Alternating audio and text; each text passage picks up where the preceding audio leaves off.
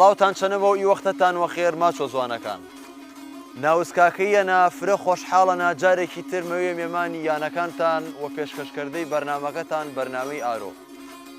ئارۆ ئامانوێەوە ناوچەی سەهلنینەوە مەلمە ئاوایی وەردە کە ئاوایەکی ماچۆ جوانەکانن بەیدێ چەنیمان با بلم چەنیشانەرە گفتوگۆ کەرم گۆشتان کردێەوە پێی وشە جوانەکانی ماچۆ و بەیدێ چەنیمان با چەنی یۆشان گفتوگۆ کەرم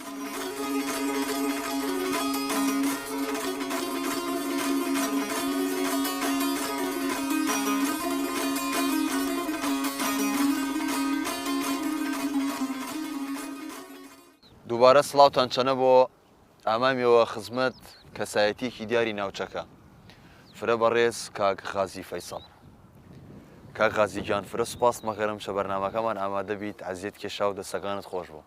من سوپاس چەتی مەکەری کە ئیارکەتان کێشا و ئامای دەستنوورەکەی ئێمە سەرەتا خێرامایی بەڕێزت مەکەری و گشتاتی کەناڵی کەرکووک مەکەری و حەقیقەت مەوئینەیش باسکەری کە کەناڵی کەرکووک بەردەوام چەماوەکانی ڕابردوو تا ئیسە خزمەتی گشت دەفەرەکانی سنووری مادەی ١٤٠کردن و تایبەت پێکاتەکان و بێجوازینە جێگەی ڕێز و تەقدیرن چڵێ ئێمە حەقیقەت سوپاستان مەکەرم پێزانینەکەتان جێگی دڵخۆشیمانن کەناڵی کەرکووک کەناڵی یۆمانن یان هین یۆتانن هیچ فەرقش نیشمانن خسوورشان نەکەن و ئێمەش دەستخۆشیان چەنە مەکەرم کاک غازی گیان ئێمە حەز مەکەرم زیاتر جەخت سەر هۆزی وەردەکەرمەوە یان وەزوانەکە یۆمان باچم ئاوایی وەردەک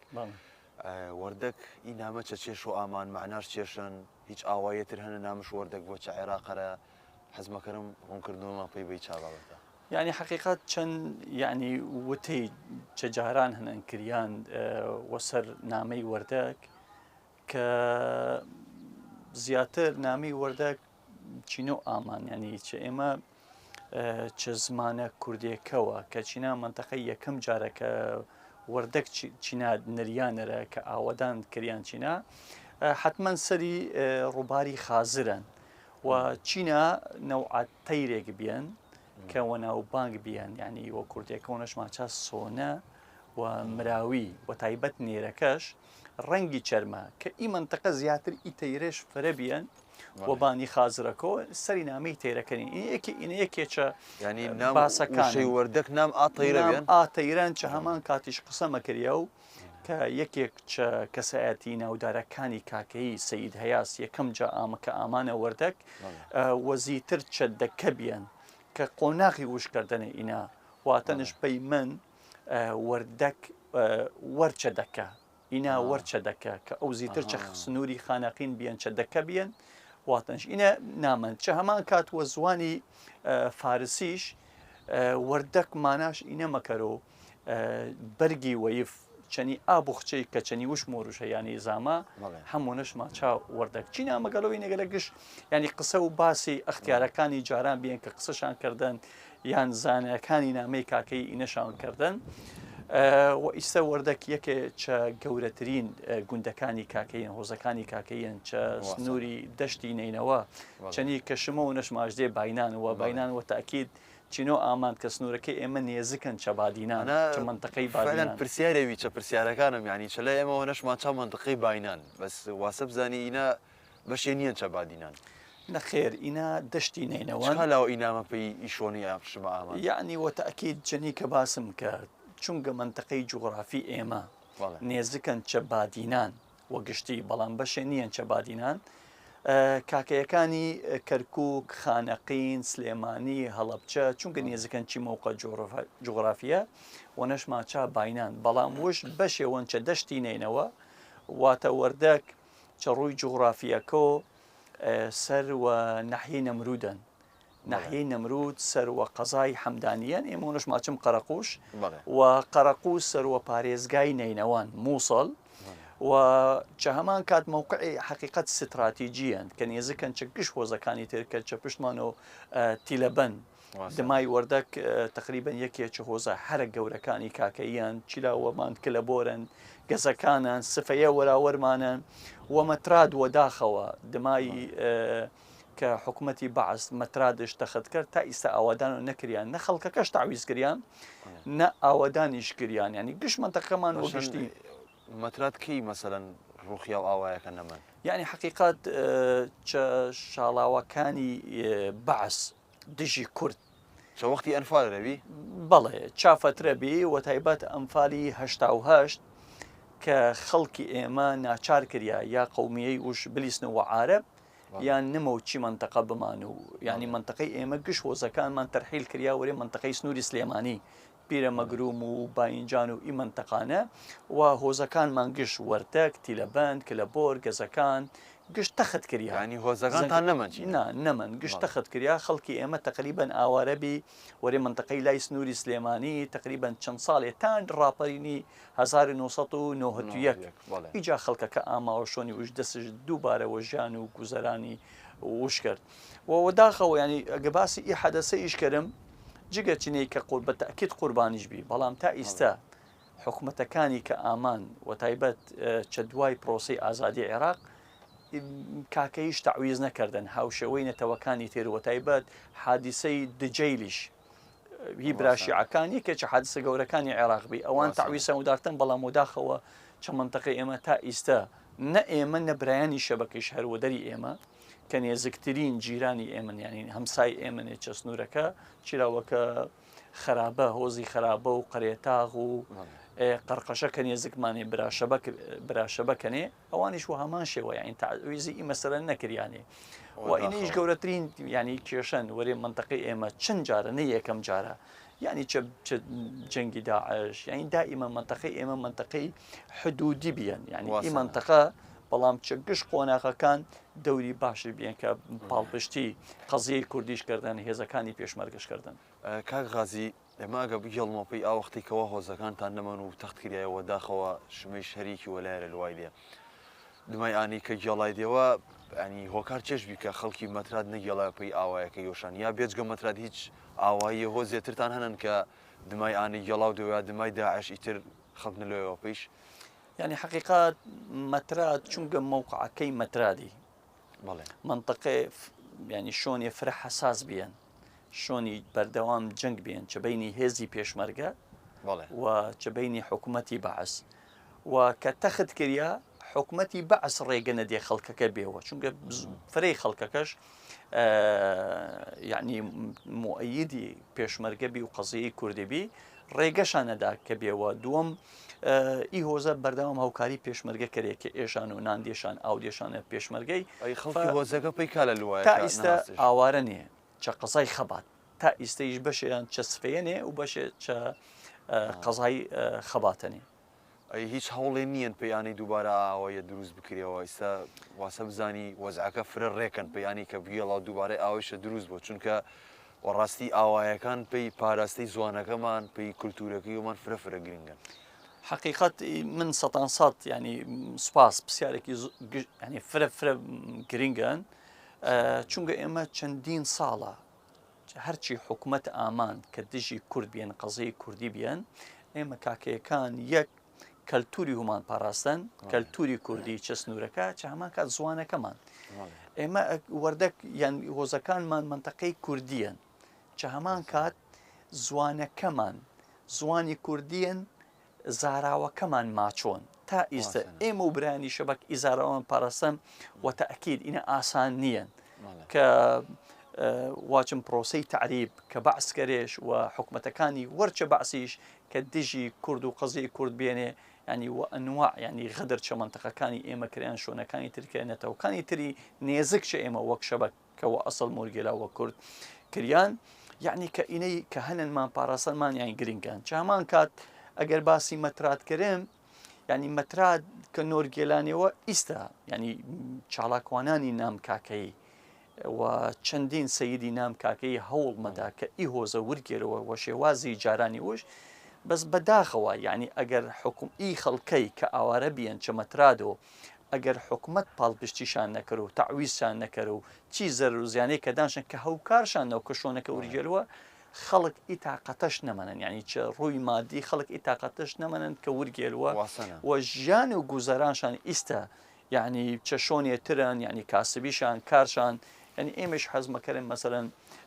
چەنی چجاران ئی منطقەی زراعی بیان شیناییش فرە بیان فەلاحەتیش فرە بیان کە وریگەلووە خەڵکانی حکومت مەفروڵن بەرنامەش بوو کە تەشجیعی فەلاح و مزارعکە و وریگەلۆ شوێنەکانی وشان چونکە احتیماد سەری یەک سلکە اقتصادی نەکەرم ینی چەنی کە گیر بۆ باشترن چانی کە پشتوێر لایەنێ بووە چەنی کە دەورەی یەکێتی حکومەتە شودارچە هەرێمی کوردستان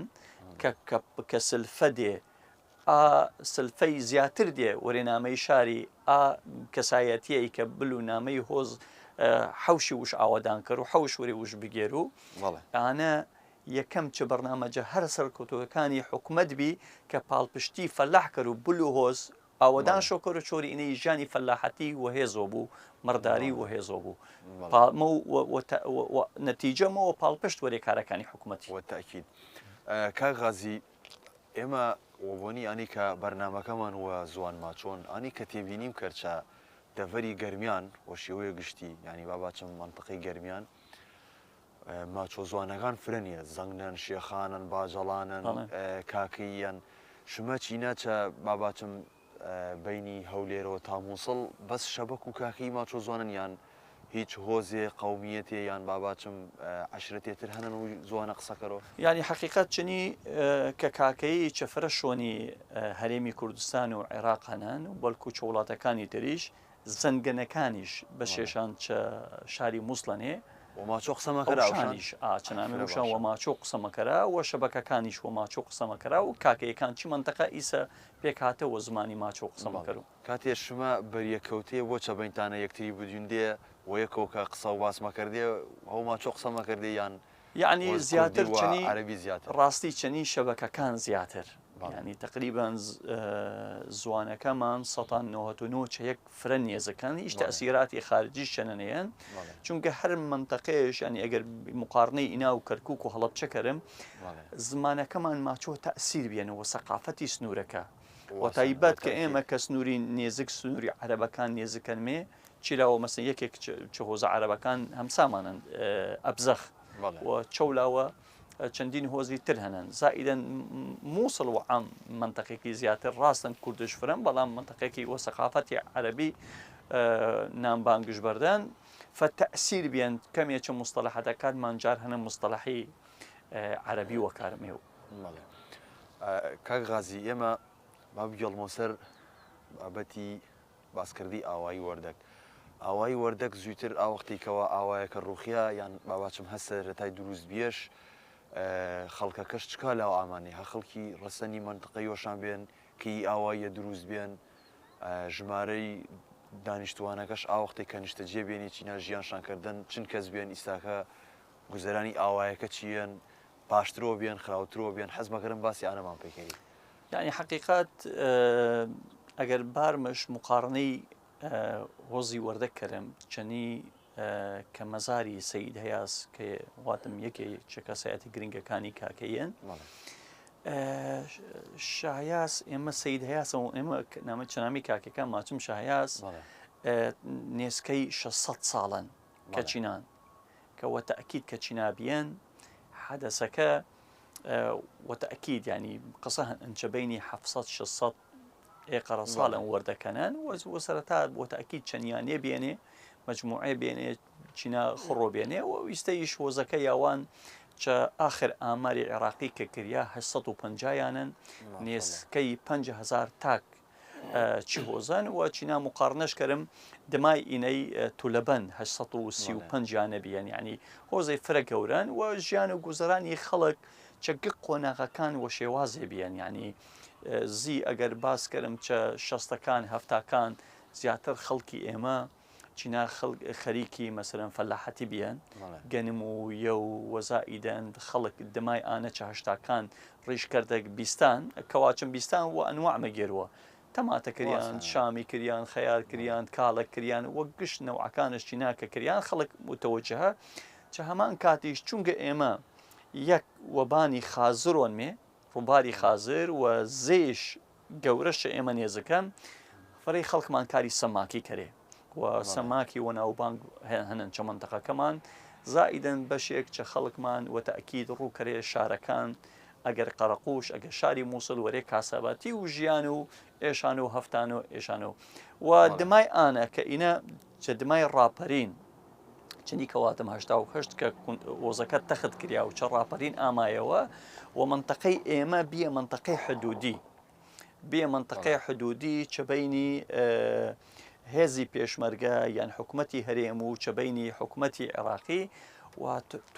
توانامان ینی ئی هۆزەگەری ئێمە پاڵپشتیە باشی اقتصادی بە وەرێ حکوومەتی هەرێم کە چینە کار و کاسابەتی و یا قاچاقی خەڵک ئەشیا بەرێوەرێ منتەقەی کوردستانی هەوکاری شوێنەکانی تری کوردستانی کەرێشان و دمای پرۆسەی ئازادی 2003 کە هێزی پێشمەرگە ئاما خەڵک فرە ئیسەچە منتەقەی ئێمە و داخەوەش کە قسەمەکەی وە شێوازە ترەکەش ینی خەڵک کە گشت لووە مەسەرەن ڕیشکردە وەزیفۆ ڕیشکردە چەکداری ڕیشکردە و دوای کە مەعاش گڕبرو کە ژیانی فەلاحەتی کەمەوەبی چە منتەقە بیستان چە منتەقەمان کەمەوەبی ئاژەڵداری فرە فرە کەمەوەبی ینی ماستی ئی منتەقەوە ناوبانگ بێنە هۆکارێکی کە خەڵکی فرە چە هۆزەکان بەرمەشۆمەرەوە چەنام شەرمەش وەتاکیدگەریە فرەش بێن و تایبەتی چەسەر ئاوایەکان ئێمەش یعنی وەتاکید ئینە وەداخەوە یعنی شمە کە ئامای دێ تەماشای سروشتی منتەقەکەتان کرد کەواتان فرە جوانەکە بەشێ بەرادەران چینا یەکەم جا ئینای بینە کە وەداخەوە ئی جسرەی پردەی کەوەنش ئامایمی و دەرباز بیمان چەوەردەک وەرێ ئیدیمی زیتر پرد نەیەن کە چی ئاوە بلیاتە ئەو دیم ئی منتەقەی ئێمە گشتینی بیستان سەوزایی بی جوان ینی سروشتی منتەقەش هە جوانترۆ کردەی و داخەوە چونکە خەڵک ئیستا احتیمام نمەد و ینی فەلاحەتی و احتیمام نمەد و بوارەکانی تری ژیانی مەرداری نەچینا مەڕمەینی نە حیواناتمەینی زائیدەن ینی وەداخەوە خەڵکی ئێمە مەفروزن چینە زیاتر ڕۆشنبیرتر بوو خاک ینی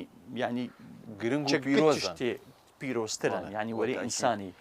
یعنی ڕاز خەڵکی ئێمە ئامستەوە اقتصادیەش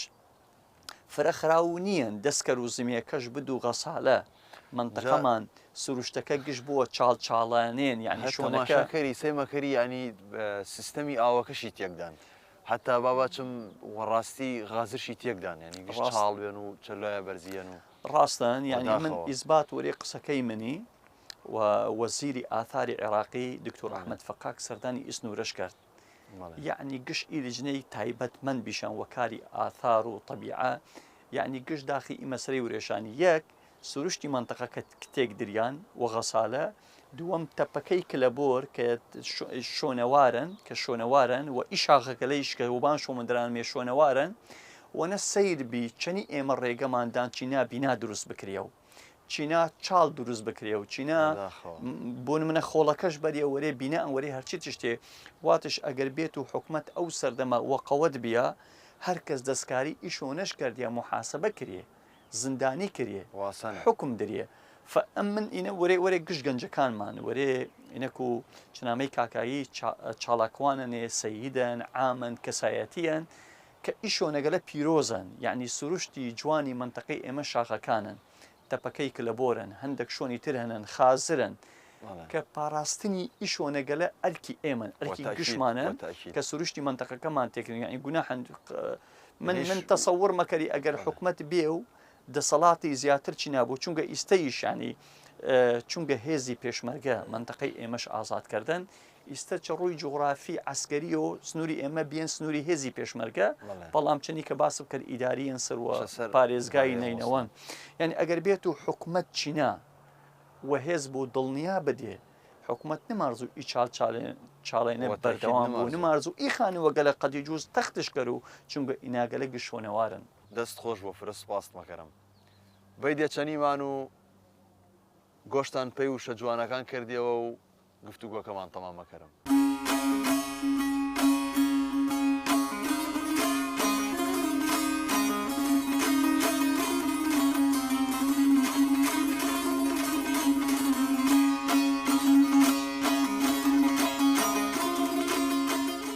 دووبارە ئامامیەوە لاتان و لوایمیەوە نام ئاوایەکە و چەنەی کاغازی قسە و باسەکانمان تەمام مەکردن کاغازی ئێمە کە ئامایمیە وەڕاستی ناوچەکەیش مەفرە دەوڵەمەن و ئاو چەکەڵەکەەوە ئامایمێ لایەمان کاملەتەن ئاوبی یاوای مێوەردەك ئانەبی کە غازرن و ئامایمێ ئەو دیم هەر ئاوبی ناوچەکەیش مەفرە دەوڵەمەنن چەڕووی ئاوەوە چەڕووی سامانی ئاوەوە اینە حتمما قازانجێکی فرە باشش پێی ئاوایەکانتان هەنن واسە بزانی مەوقعەکەتانیش فرە گرنگن کەەوە ئاوی غازر و زی گەورە چینە تێکەڵمەوە اینە چ گرنگیش پێی شبە هەنن چی ئیسفادەتان چی نەکردن یعنی حقیقت چنی کە باست کرد یعنی شۆنەکەمان شۆنێ مهمی استراتیجیان و کە ئی دووە ئاوەش هەنن و تایبەت ئاوی خازر و وزەی گەورە کە زیاتر منتەقەکەش حەیەوە کردن چ گشت ڕوەکانەوە و چ دێر زمانەوە خەڵک زیاتر ئاعتیماد کردێ سەر خازر کە ئاوش چەنە بکێش و ئاوش چەنە بروو و داخەوە چونکە کەم و کوڕی هەنن چەبانەوە چە گشت خۆزەکانی ترەوە حکومت پرۆژەش نیان خەڵک احتیمام و خازر نەمەدو و پیسایی فڕەمەدرێ و نامەش ئەواسەش کردن کە خەڵک و چ زمانی ڕابردوو ئی ئاوە هەردوو ئاوەکە چی ئەگەر واچم زەی گەورە ئەو دیم سفەیە مەترات هۆزەکانی چەمەدوبوز مەلا عومار وەرێ و واری هۆزەکانی تر کە بێنێ اعتیمادیان کردن سەری ئاوەی وەرێ بیستانی وەرێ فەلاحەتی وەرێ گشت بوارەکان زائیدن سەماکەکان حیاتێ بیان بەڵام مۆداخەوە ینی ئیستا چنی کە بەشی یەکەمی بەڕامەکە باسمان کرد ژانی ئاژەڵداری کەمەوە بیان بیستان کەمەوە بیان فەلاحەتی کەمەوە بیان چە هەمان کاتیش حکومەت و تایبەت کە ئیستا تەغییری مەناخی دروست بیان وە گشت جیهان ئیستا سەرقاڵن و ئیجرعاتەکان چیش بکرێ وەراوەر تەغییر مەناخی بەڵام وەداخەوە چەلای ئێمە حکومەت نە پرۆژەش هەنە نە حکومەتی هەرێم نە حکومەتی ئیتیحادی پرۆژەشان نییە پێی ئاوەی ئیسیفادە و ئاوی منتەقەکە بکرێ و چە هەمان کات غەسالەکان کە چقە قۆلایی کەراوە و تایبەت ئاوی خازر و زەی مەکێش و وەرە لای وش و ئیسە نسبەی ئاوکە کە کەمەوە بیان سەبەب شێکێکە سەبەبەکان ئینەن تەغییری مەناخی و چە هەمان کات غەسالەکان کە قیلەوە مەکەرە ئاوەکە وەرێ ئانایمەل بەڵێ ئەیکە غەزی کە ناوچەکە دەوڵەمەن و ئاو حتمما سەوزاییشی فرەن ئینە نوێنە هۆکارێ پێیانی کە ناوچەکە و دەڤەرەگیشمە بۆ دەڤەرێکی گەشتیاری چڕووی گەشتیاریەوە خەڵکمەوە ئینام چە یان باباتم چە نەورۆز چە ڕۆژانی پشوو یان جمعەکان خەڵک بەرمە شۆپەی سەفرە خەڵکی بێگانە و باباچم خەڵک چە شوێنی دیرۆمێ و وەکو شێوەیەزێکی سەیران و ئیبابەتانە ینی دەست خۆش بوو ئینە پرسیارێ فرە گرنگن وەرێمان چونکە هەندێک خاڵش ئاوردوێرمەوە کە ئیسیفادەش چەنەکەرم کە هەندێک مۆزوع مەفروزان باس بکرێ و چەنی کەواتم حکومەت بەرنامەش نەیەن کە ئیسیفادە چی ئاوە بکرێ و کە بتاوم خەزینی ئاوی باشمان دروستکردی مەسەرەن سەدەن و ئینەگەلان و چە هەمان کاتیش حکومەت هیچ پرۆژێ سیاحی باشە گەشت و گوزاریش نییە وەرە ئی منتەقەیە بەڵکو حکومەت مەتاو ئینە بوو یەکێک کە چە داهاتەکان حکومەتی هەرێم و حکومەتی ئیتیحادیش چونکە منتەقەکەمان منتەقەی سومەری هەوڵتاندان داواکاری شتێتان تاکی چڕێی ینی چەند کەناڵەیەوە ئێمە داوامان کردن کە ئەحتیمام و منتەقەکانمان بدێ و ئی ڕووبارەیە کە هەنن عەلاقەڵ ینی من دەستخۆشی جەگەنجەکانمان مەکەی حەقیقەت چەماوەی ڕابردوو گەنجی هۆزەکانمان وە گشتی گشت هۆزەکان وەردەک تیلەبەم چە سەر دەمی ئاوەکە و ئیمکانیاتی بەسیط سەب بێشان کردن دیوارشان کردن شۆنەکەشان تەرتیب کردن بڕیانشانەوە بۆ ئەوی وەرێ خەڵکی سنوورەکە چەهاوێنن چە تۆڕە کۆمەڵایەتیەکان و ڕاستی دڵم فرەوە نەشخۆشن فرە گرنگان و حەقیقەت ئیسە گەنجی هۆشار و عەقڵمانە چە سنوورەکە چە گشت قۆناغەکان ینی خزمەتی نامی هۆزەکانشان کردن خزمەت گوزاری بەڵام هەندێک خزمەت هەنن ینی ئیمکانیەتی حکومیش گەرەکەن چە هەمان کاتێشانی قسێت وات کە شۆنی گەشتیاری و دارش هەنن یعنی وە تایبەت داوا چە گەنجەکانمان مەکەری داوا چە گتاکێ کاکەی مەکەری چە ئیستا وە تایبەت کە ئیستا منتەقەکانمان بیەن منتەقێ کە حکومەت پرۆژەی نەفتشی ناهێنن شەریکەی نەفتەوە و چە هەمان کات چە جادەی سەرەکی خازر هەم شەریکێ غاز و نەفت کریان کە بۆنەکەش و تەئثیراتی بیئی مەکەر و سەری منتەقە و تایبەت ئەگەر بێ و ئێمە بەرنامەمان نە و هومان حکومەتیش بەرنامە نە و خطورەت هەنن سەری مانەوەی کاکەیی چە سنوورەکە جوانن چەنی چەشاوەڵاوەکانی ئەگەر واچم چەکارەسەتەکانی کە بەعەس وەسەری کاکەیش ئاوردن ئەگەر داعش و ئیرهاب وەسەری کاکەیش ئاوردن خطورەتی بیئە وەڕەئی من هیچ کەمتر نییە چە خۆتۆڕێتی ئینەی کە ژینگەکەمان پیس بە و خەڵکمان تیشی نەخۆشی بە و کە ڕووی مە و ژیان نەمەمانچینە چۆری ئێنەی ئیستا وەرە و مانگی دووەمەلم واسنە گتاکێ کاکەی بەڵکو گیانێ کاکەی ئەگەر بتا و یەک دارێ بشان و مەتاو منتەقەکەمان حەیە و کەرم سەوزۆ کەرم کە ئیمدادشکەرم و ئۆکسسیجین و پاکی وەراوەری ئیشەری کاتە نەفتەی کە سنوورەکانن ئینە ئەرکی گشتمانە ئەینە حتا پێی تاوستانیش کاریگەری هۆرەکە و گەرماکە کەمترەوەمەکەڕ وتەکیید فرە گرنگ گشۆنێ چ شۆنێ ئەگەر سەوزایی کەم بوو تەسیراتش فرەمە و سەوزایی فرە بوو تەسیراتی ئیجابیشمە وەرێ منتەقەکەی چە گشت ڕوەکانەوە وەتەمەنامەکەرم یەک خەڵک یعنی هۆشار بوو چی بوارە کە هیم بوو زائیدەن خەڵکی هومانش هوشار بوو یعنی وەداخەوە هەندێک قسانم ناچارن مێکەرمش چۆری ئینەی پەیامەکەمان قەت نەتاوم تاک وە تا کاکەیی بینی تاک وە تا خانەودەکانی هوماند کە بینم کەەوە نەشان هێشارشانەکەرم بەڵکو چڕێی کەناڵەکەی شمەوە کەناڵە ئازیزەکەی شمەوە خزمەتکردنی دەوروبەری خازر ڕووی ژینگەی ئێستا وای چەند شۆنێمان کرد وێکەوە یعنی وەداخەوە یعنی زبل فەڕەدان نامەی ئاو دەوروبەری ئاوەکە یعنی نەوەری ئێمەی باش نییان باشۆنی محەددمان بوو باهومان چەنی گەنجەکانمان وەتەوعی چەند کارێک کەرێشان چەماوەی ڕابردوو وەرێ خزمەتی هۆزەکان ئیستەیش مەتاوم شاراوانی وەرێومان دروستکەرم مەجموعێ گەن چەشۆنێ خۆڵ و خاشاک خڕۆکەرم و چشۆنێ بچنمەش نەک و عشوایی خەڵک من وەداخەوە دیێنم خەڵک زبل فەرمەد و نامەی خاسەرەکەی کۆرەکەش فرە ناشرینە خەڵک چەنەشمۆرەوە منتەقەکەمان منتەقی ئەگەر ئستیسمار بکری و منتەقی سیاحی فرە جوانە و هومان ئەگەر وەرێ کەسیش نەوچنی کە باست کرد چە نەورۆز ئەگەر بای چە جەشنەکانی وەهار ئەگەر بەیە منتەقەمان خەڵکێ فرە جگە چە هومان مەیا چینا گەشت مەکەرە مەیا چینا مۆرشلانی اقتصادی و ئابووری و ئیسفادی فرێش پێی فرەشمە و مستەقبەلە ئەگەر ئێمە عقلمان بوو ینی بتاوم استثمارش کردم ینی وەطریقەتی ئیجابی ئەگەر بێت و ئینا بوو منتەقێ سیاحی تو مەتای 200 دوکانە چەشۆنەکان بنێرە مەتای چەندین پرۆژەی تر چەشۆنەکان کەری مەتای تی چە دەم ئاوەکە مەتای کەفتریا بنێرە مەتای مەسەلەن ڕێستوران بنێرە فرە پرۆژەی جوانمە و بەڵام ئێمە هۆمان تا ئیستا هەنگاوی جدیمانەنان نەکە ئەرکی حکومەتان کە هەنگاوی جدی و ئەگەر وەعام بێ و باس کردم یعنی هەندێک مۆزوع گرنگم باسش کردم چەماوەی ڕابردوو ئەگەر چڕووی خزمەت گوزاری وەگشتی وەداخەوە زیتر چە سنوورەکەی ئێمە مەکتب نێن خەڵک بل و مەکتب ناوەندی نێن ئامادەیی نێن بەڵام پاڵپشتی یەکێتی حەقیقەت چەماوەی ڕابردوو کە ئێمە ئەندامی ئەنجومی پارێزگامان ئیسەهنن فرە گرنگن کە ئێمە پەرلەمانتارمانە دامی کاکەیەکان کە فرە گرنگن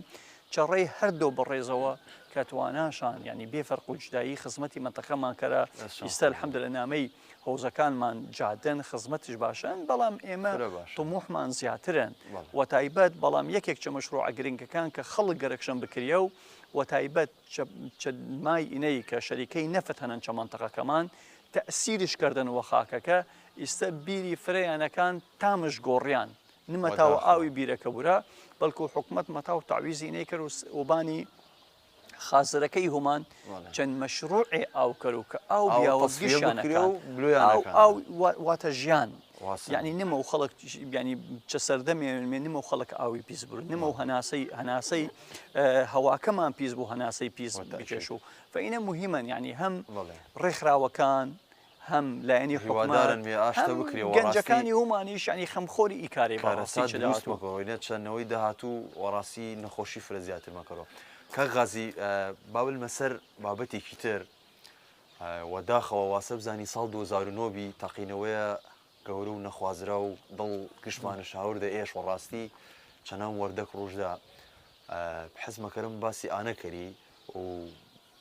هۆکارەکەش با باچم چێژبی کەواسە وەردەک وە شێوەی ڕئیسی مستەهدەف بیچانەوە چن شەهیدبی چن قوربانیبی زەرەکانش چێژبی حەزمەکەم باسی ئان ڕووداوان پێیکەری والله حقیقت ئێمە چنی کە باسم کرد چه حکوومەتەکانی بەعس بەردەوام قوربانیماندان شەهیدماندان و چە پشتی 2003 و دەستی ئیرهاب و تایبەت قاعیدە چەنامەی شاری مووسڵ کاتێک کاکەکەن هاتو چوو کرێشان شوونەکانی تر کە شەهید کرێشان وەداخەوە و تا ئاوەختەی ساڵی 2009 وتأكيد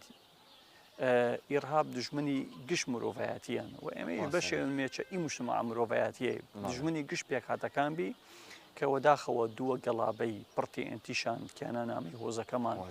چە یەکێشان تەقاوە و یەکێشان و ئەنجامی خەڵکی تێکۆشەری هۆزەکە نەهاشان بتەقیەوە بەڵام ئینەک و تەقاوە کارەساتی فرق گەورە شوەرە ئێمە و وەرێ منتەقە دروست کرد کە چە ئەنجام 21 شەهیدەماندا زیاتر چە هەفتە زامدارەش بی کە ئینە ینی تا ئیسە کە باسە بکرێ و ناخی گکاکێ و مەژێەوە چونگەوای لێوردن مەکەری دووبارە ناخشەوە و خەڵکی ئاوایەکەمانی دووبارە بریندارەوە چونگە ئەگەر تو چه هێزی پێشمەرگەبی تو سەرباز بی چە شوونێک بی وەراوەری دژمنەکەت شەهیدش بی چە پێناو خاک و نیشتیمانن بەڵام تۆ زەڵامنی زەڵام وەری ئینەکرێن دیفاع چە خاک و نیشتیمانی وەشکەر و بەڵام تۆ ئیرهاب یان تیرۆریست ئەگەر بێ و ئیسیهدافی شۆنێکە و شۆنێکە کە شۆنی خێزان بوو شۆنی خەڵک بوو ناو هۆز بوو یعنی چنامەی تەقینەوەکەی خەڵکی یعنی وەتەمەن هەفتا ساڵان ئافرەتمان ینی ژەنی گوندەکە زائیدەن مناڵی ورد کە چۆر دەمترە شەهید بوو ینی بەسێ چ جستەش ینی نەمەنەوە ینی مەشهدێ فرە ناخۆشن حقیقت و ینی وەداخەوە ینی تا ئیستەیش عندمای ئی حەدەسە ینی فرەش نۆرد وەچی ماچی ئێمە تا ئیستە ینی منتەقەمان خەڵک ینی هەرچەند خەڵکی ئێمە فرەتێ کۆشەران و خەڵک کە ئاوارە بی و تایبەت چە سەردەمی داعشی فڕێ خەڵکمان واچێ ئەگە بلم و منتەقەمانە من چیتر ینی حەوش ئاوەدان نمەکەری يعني كيل نمجري بيزار بيه چه سردمي يعني چه سردمي بعث هوزك تخذ بكري او چه سردمي ارهاب تقينا وابو چه سردمي داعش منطقه من هم تخذ كريا هني يعني اسواري جنگي داعش خلقنا اميد به بس خلق من عقدت كوشر خوراكن كاما ومنطقه شان جوان تروكر هوزكان شان جوان تروكر اودان تروكر وإستهنا بلام يعني كارساتي داعشش كارساتي كمني يعني جنگي داعش إمش ريزي إنكو ريزي هزكاني بيشمرقة بي إنكو ريزي خو بخش بي شوري إني آويكش يعني هوزكش آزاد كرو يعني الشهيد وهم شهيدي قرباني ما فردا خلقي ما وداخل دماغ يلاوش آخره باباتشم رودا ودروز بي ناخوش دروز بي عبوشان ناخوش بي اما كأمايمي وفر خلق نزاني حجبتي إني كورجل وسريانا كش بينو وخاك كش بينو خلق إيه وسريانا كش نزاني ورقة قابيكش لغم كرياي تقي ونشر وش شن عائلة ما وداخل وشن خيزان من إسبية قرباني كإستايستش تأثير شكدن وناخي إما وناخي كان كغازي استشروي أمنية وهوزكاني شما وشغلي عام نكتينا وردك وشغلي عام أمنية شينا باشا شنيا يعني هاتو شوطان هنن شوانا سفرنا وشهنن وداخل وكشوانا نمطوا هاتو شوكرا يعني باباتشم والروما لا في هوزكان شانو وشوم يلا وشوراني أمنيتش باشن استشينا شما أمنيتان باشن هاتو شوطان باشن وشو يعني حقيقات وقشتي يعني باريزغاي نينوا وحمدانية وسنوركي إيما قشت شروي أمنيو شكر بوخوا يسفر باشن شروي أمنيو خلق طبيعيين جاني وش مكرو شكاتي بوش هاتو شو مكرو شوبو روبو روكرو شاركانه وشي كمنطقي جغرافي إيما يك هم شني باس ما كرت سرو حمدانيين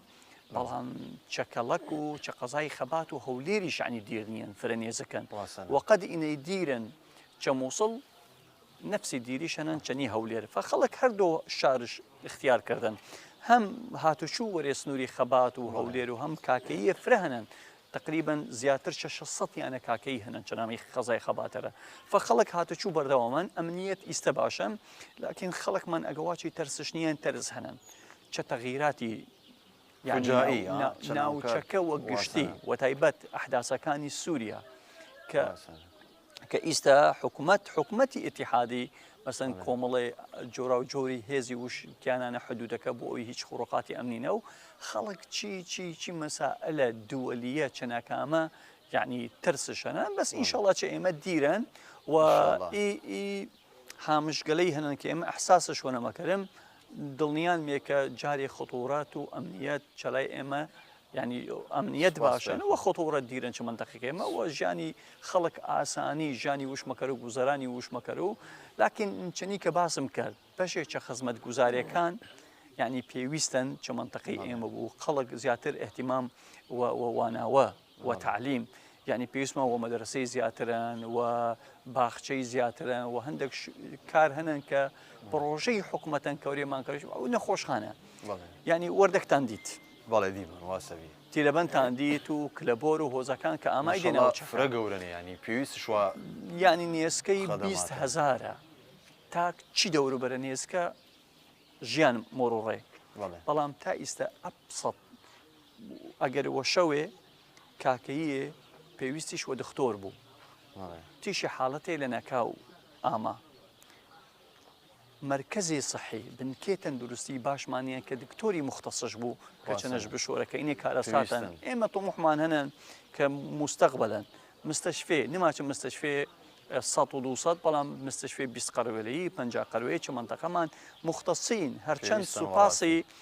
گشت اختصاصاتی سنوورەکەی هومان مەکەری چە دکتۆرەکان ئینەک و یانەشان چە منتەقان چە ئینەک و چە گبوارەکان مامۆستانێ هەوکاری خەڵکی گوندەکە مەکەرە بەڵام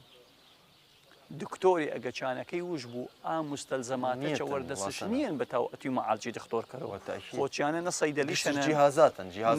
ئەجهیزەی طبیشەنە بەتەوە مەعالجەکەرەوە فەئینە ئەمکانیەتی حکومەتەن چۆری ئینەی داوامەکەرم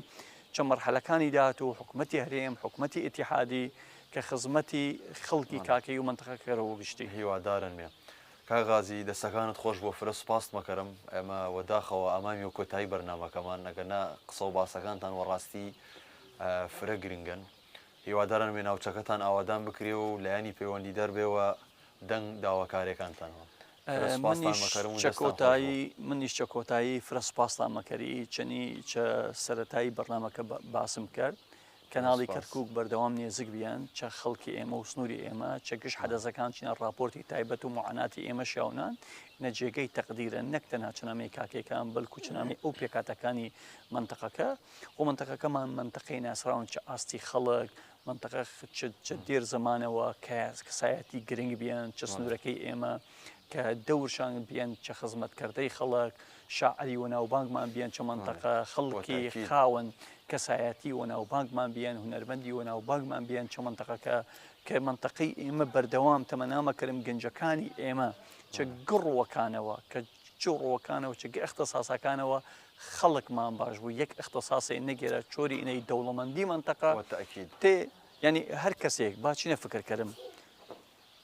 قەدیجوز دکتۆرێ و ناوبانگت بوو ئەواسە باوبانگش نەل و وەقەدینەتی شاعری و ناوبانگت بوو چ منتەقەکە کە خەڵک گشت بناسوش یان تەمەنامەکەریگە قەوسێن بدێن باسی شاعرە کاکەیەکانی کەری دەوڵەمەندەوە شاعری کاکەییمان بیان چونگە شعرەکانش وە زمانی ماچۆ بیان دیوانەکانشان پەخش نەکریان وەزارەتی عەقل وەزارەتی ثەقافەی حکوومەتی هەرێمی کوردستان تەبەنای شعرانش نەکردن یعنی چە دێر زەمان نمونە چ خەلیل منەورمان بیان ژەکێک چ شعرە هەرە بۆ ناوبانگەکانی کاکی بیان وەداخەوە چە کارەساتی داعش بەسێ چە دیوانەکانش چە مەکتەبە تایبەتەکانی نامی کاکەی بیان یعنی نەمەن مەجموعەی کاکێن مینێک خەریکن مێ گوڕ بڕم ئایا هەل نسخەی چە دیوانەکانشان و دەستمان مەکەفۆ ئەرکی حکوومەتیشن چەنی هومان گشت چەنی کە باسم کە چە گشت کارەسەتەکان هەوڵماندان هومان پارێزی چە سەقافەتی هومان کردم سەقافەتی کوردی جلوبەرگی کوردی وە زمانی کوردی ماچۆ ئەرکی حکوومەتی هەرێمەن هەوکارمان بوو کە پارێزگاری چە زمانی ماچۆ کەرو وتأكيد و ئینێمە و پاراستنی